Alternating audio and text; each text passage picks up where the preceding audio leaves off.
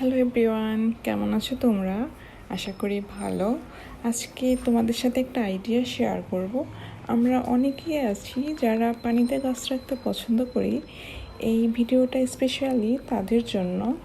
এর জন্য আমাদের দরকার হবে হাতের কাছে থাকা ওয়ান টাইম গ্লাস আর অল্প কিছুটা দড়ি।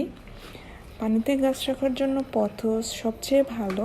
বিভিন্ন ধরনের পথসই পানিতে রাখলে ইজিলি তা বেঁচে যায়।